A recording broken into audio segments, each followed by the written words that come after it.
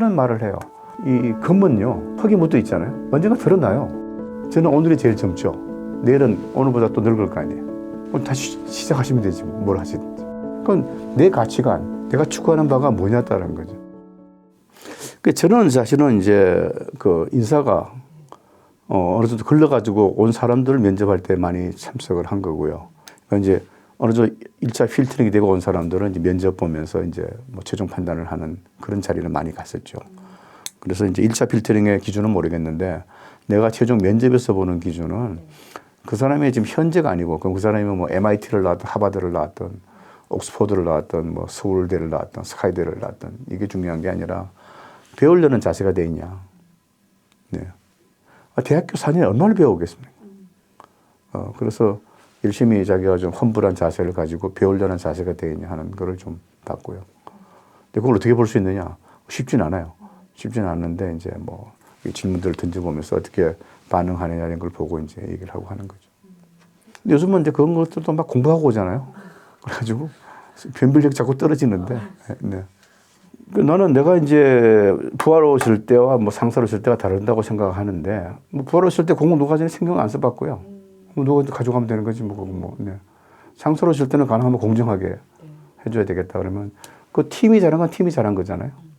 팀에서도 더 열심히 한 사람이 있을 거 아닙니까? 그 사람 평가를 해주고 해야 되겠죠. 근데 그게 이제 어떤 뭐 주관이 섞이지 않느냐? 예, 주관이 섞이겠죠. 예. 그게 이제 글쎄, 그러니까 그런 것들이 요즘 이제 분들이 그런 게 하나 억울하다, 나 열심히 했는데 평가 못 받는 이런 게 굉장히 많은 것 같은데 뭐 열심히 하면 언젠가 인정받지 않겠습니까? 그런 말을 해요. 이 금은요, 흙이 묻어 있잖아요. 언젠가 드러나요. 근데 당장 내가 뭐 이거 평가받아야 된다, 뭐 보상받아야 된다. 너무 그런 게 좀 강하면은 삶이 힘들 것 같아요. 아까도 얘기했지만 내가 밥 사요, 나는. 남들 신발끈 멜 때 나는 내가 밥값을 냈다고. 내가 바보랐어? 아니에요. 여기 내가 마케팅 비용 쓴다. 이렇게 생각하면 나중에 내가 어떤 보상이 오듯이. 네. 피드백이 4가지 종류가 있어요. 제가 이제 피드백 책을 쓸 거지만은. 인정과 지지를 해주는 피드백이 있고요. 그 다음에 그 사람이 좀 발전을 하기를 바라는 교정적, 발전적 피드백이 있고. 그 다음에 무의미한 피드백이 있고요. 그 다음에 학대적 피드백이 있어요. 야, 뭐 머리는 폼으로 달고 다니냐? 신입사원보다 못해. 이런 거. 학대적 피드백이죠. 그거는 피드백이 아니라 저오심만 불러일으키는 거고요. 그 다음에 이제 인정과 칭찬은 뭐냐면은 그거 사람들이 피드백으로 생각을 안 해요. 꼭 그 교정적 피드백, 뭐 이렇게 좀 해야 되지. 이것만 생각하는데, 이 사람이 그 행위를 계속 해주기를 바라면은 칭찬해줘야지 하죠. 안 하면 모르잖아요. 네. 그러니까 사랑한다고 해야 된다면서요. 부인한테도. 네가 알아줘야지 뭐 이런 게 아니라 사랑한다. 그러니까 이제 직원과 상사 관계도 마찬가지죠. 인정과 지지가 그러고. 그다음에 이제 발전적 교정적 피드백은 굉장히 중요한 거죠. 그게 이제 제일 힘든 거고 가장 필요한 거고. 무의미한 피드백은 뭐냐면은 야, 김대리 굉장히 멋있어. 뭐가 멋있다는 거야 도대체. 네. 구체화 해야 되고 그 무의미한 피드백이죠. 근데 발전적 피드백, 교정적 피드백은 그것도 방법이 있어요. 보통 하면 샌드위치 피드백이 좋다 그러죠. 샌드위치. 그러니까 맨 처음에 인정, 칭찬해주고, 그 다음에 이제 발전하는 피드백을 해주고, 또 인정, 지지를 해주는 거. 그리고, 가능하면 공개 장소 사지 말고, 칭찬은 공개적으로 해주고, 그 피드백은 따로 불러서 해주고, 뭐 이런 여러 가지, 들은 좀 있어요. 네. 그러니까 우리가 이제 보통 리더십 말을 하잖아요. 근데 저는 폴로십도 굉장히 중요하다고 봅니다. 왜 리더십이, 모든 사람이 다 리더가 돼야 됩니까? 폴로십도 중요하잖아요.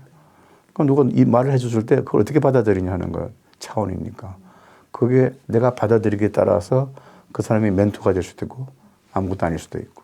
그거는 그 사람들마다 다 다르니까 자기 적절한 걸 해줘야 되고요. 큰 조직이 되면 사장이 뭐 사원 일일이 쫓아다니면서 뭐 멘토를 해줄 수 있겠습니까? 그러면 그 자기의 핵심 그룹들을 해서 이게 캐스케이딩 되게 해야죠.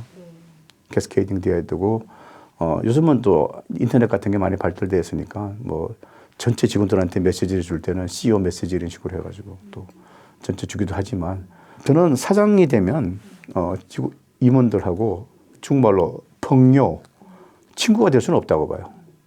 예, 중국말로 동지가 될 수 있죠. 동지라는 한자는 같을 동자에다가 뜻지자입니다. 뜻이 같을 사람. 근데 이거가 요즘 보면은 요즘 사장님들이 참 안 해요. 왜냐면은 자기의 자리를 넘볼 수 있는 후배들을 안 키운다고요. 참 잘못된 일이라고 봅니다. 내와 뜻이 같이 되는 동지가 내 자리를 이으면은 그래서 계속 이어갑니다. 근데 그렇지 않다 보게 되면은 새 사장이 와가지고 전임 사장은 다 그냥 엉터리가 되고 모든 게 한 일이 썬크 코스트가 또 다시 빌드업이 되고 막 이러잖아요. 예, 그래서 동지, 뜻을 같은 그런 부하 직원들을 육성하는 것도 굉장히 중요한 일이 아닌가 그런 생각을 합니다. 오늘 좀 더 바빠요. 예, 그 백수 과로사란 말도 있거든요. 이제 백수가 더 바빠가지고 네. 과로사 한다고 엄청 바쁘게 사는데 꼭 이렇게 살다 필요가 나는 없다고 봅니다. 나는 이게 좋으니까. 그리고 집사람이 뭐 놀러 가자든지 뭐 조금 여유가 있으니까 뭐 좀 골프를 하자든지 하면 그게 우선이에요. 최우선. 저는 그래요. 저는 아직까지 뭐 좀 건강하고 그런데 그냥 무조건 논다. 그게 좀 힘들어요. 예, 뭔가 해야 되는 거고요. 그 청바지란 말 아시잖아요. 청춘은 바로 지금. 저는 오늘이 제일 젊죠. 내일은 오늘보다 또 늙을 거 아니에요. 그럼 다시 시작하시면 되지 뭘 하시든지. 그러니까 누가 그런 양반 했죠. 그 100세 사신 분인가? 교수님 있잖아요. 뭐 김영석 교수님인가요? 네.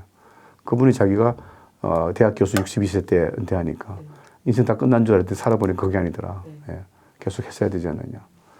은퇴했더라도 뭐 가능하면 미리 했으면 좋고 안 됐으면 그때부터 내가 뭘 할까 생각해가지고 하시면 되지 않겠어요? 근데 꼭 또 뭐 해야 됩니까? 그 편하게 살면 어때요 또? 네.